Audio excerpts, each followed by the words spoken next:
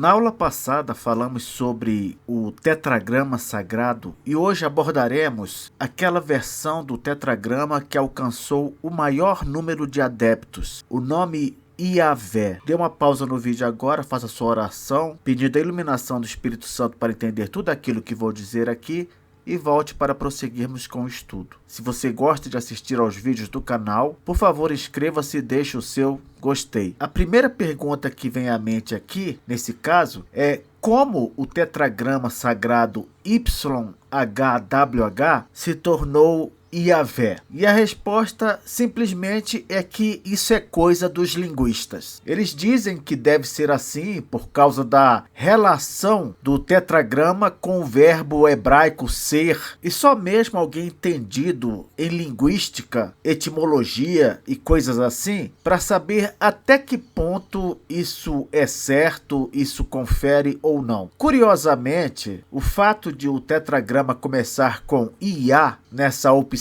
Iavé, certamente diz respeito ao fato de que no próprio Antigo Testamento, muitos nomes próprios têm essa partícula em sua composição.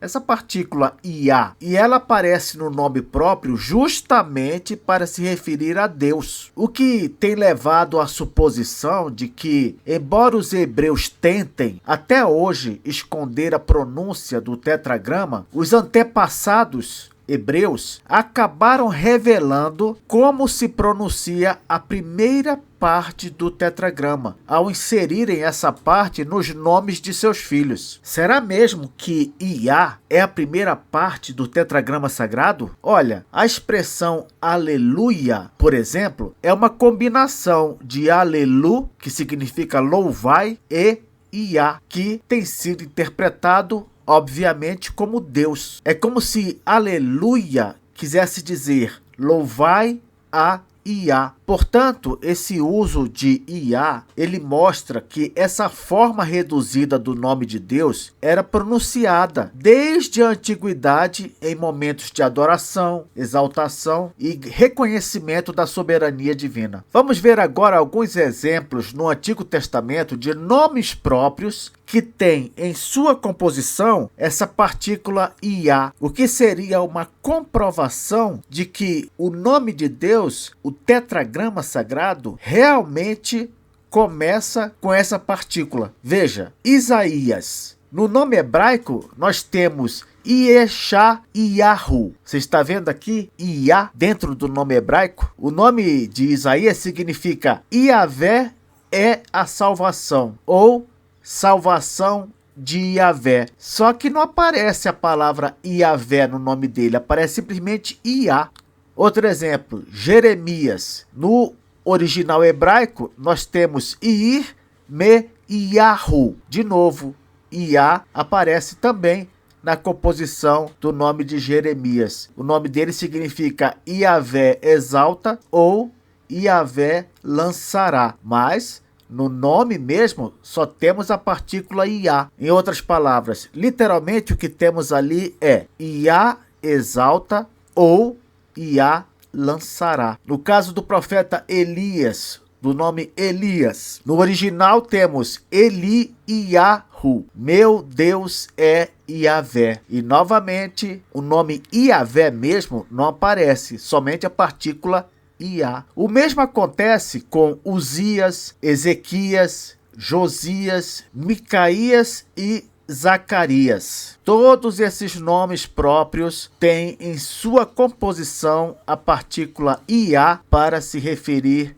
a Deus. Se você quiser identificar na sua Bíblia em português quais são os nomes que trazem Iá na sua composição, basta observar o padrão aqui. Geralmente, quando o nome hebraico tem a partícula Iá na sua composição, a tradução em português vai terminar com Ias. Aqui, Isaías, Jeremias, Elias, Uzias, Ezequias, Josias, Micaías, Zacarias. Então, normalmente, quando termina com Ias, isso quer dizer que no original hebraico, essa palavra tem na sua composição a partícula Iá, que aponta supostamente para o nome Iavé, que seria então o correspondente exato para o tetragrama sagrado YHWH. Uma curiosidade aqui, além de Iavé, nós temos a variante Javé. Nesse caso, observe que o J toma o lugar do Y e o V toma o lugar do W. Aí você pergunta, por que o J toma o lugar do Y? Porque é assim que normalmente se traduzem palavras do hebraico e do grego para o latim ou para línguas derivadas do latim, como no caso do português, da nossa língua portuguesa, e no caso também do espanhol. Por isso é que Jesus, em hebraico, é Yehoshua ou Yeshua com Y, em grego é Jesus, mas em português é traduzido com J, Jesus. Você já pensou nisso? Então, é normal que palavras hebraicas e gregas que comecem com Y, quando traduzidas para o português, esse Y seja substituído por J. Outra sugestão também para qual seria a vocalização do tetragrama sagrado é o nome Jeová ou Yehová, mas com certeza essa opção está errada. Por quê? Porque ela foi criada a partir das vogais de outras palavras hebraicas. Por exemplo, Adonai, que significa meu Senhor, e Elohim, que significa Deus ou deuses.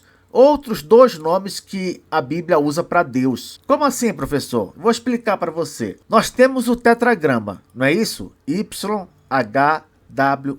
Aí, alguns estudiosos, vendo que há outros nomes para Deus, como por exemplo, Adonai, Elohim. É comum a gente ver na Bíblia Adonai aparecendo lá, no original hebraico. Adonai quer dizer meu Senhor, e Elohim quer dizer simplesmente Deus. Então, o que algumas pessoas fizeram? Elas pegaram as vogais de Adonai, da palavra hebraica Adonai, ou então pegaram as vogais de Elohim e jogaram lá no tetragrama. Simplesmente fizeram isso. Jogaram no tetragrama. E aí surgiu Jeová ou Yehová. Agora eu pergunto para você, qual a chance disso estar certo? Uma coisa feita de forma tão aleatória assim. É por isso que esse nome Jeová ou Yehová não tem credibilidade entre os grandes estudiosos. Não tem, porque essa composição foi feita praticamente no chute. Pegaram outras palavras hebraicas, as vogais dessas outras palavras, inseriram ali no tetragrama e vamos ver o que vai dar. Na verdade, entre os judeus, é até comum que no momento em que apareça o tetragrama no texto bíblico, eles deixem de pronunciar o tetragrama, ou porque eles não sabem qual é a pronúncia, ou porque eles não querem revelar a pronúncia, e aí, em vez de se referir ao tetragrama, eles simplesmente dizem assim, Adonai, que quer dizer meu Senhor. Então, quando eles estão lendo o texto original hebraico, não importa quantas vezes apareça o tetragrama YHWH, eles nunca vão ler o tetragrama.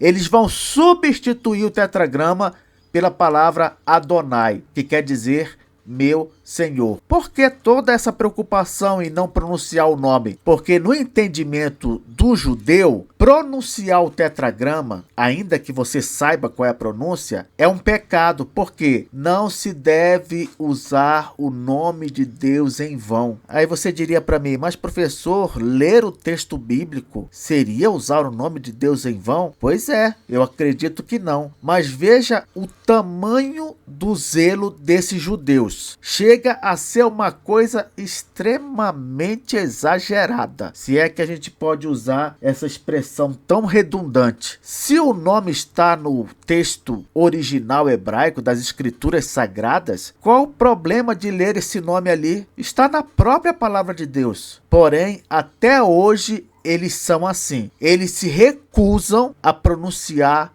o nome. Por isso é que no lugar do tetragrama eles falam Adonai, mas não tem nada de Adonai escrito ali. O que está ali é o tetragrama. Outra coisa, em vez de usar Adonai, alguns judeus preferem usar o termo Hashem, que quer dizer o nome. É claro que, no caso, o nome de Deus. Então, eles estão lendo lá: no princípio, criou Deus os céus e a terra. Ou Deus não sei o que. Seja lá o que for que apareça Deus com um tetragrama, em vez de falar o nome de Deus, eles vão dizer Hashem, o nome. Tudo para evitar mencionar o nome próprio de Deus. Então, é como se dissesse assim, só um exemplo: no princípio, criou o nome, o céu e a terra, entende?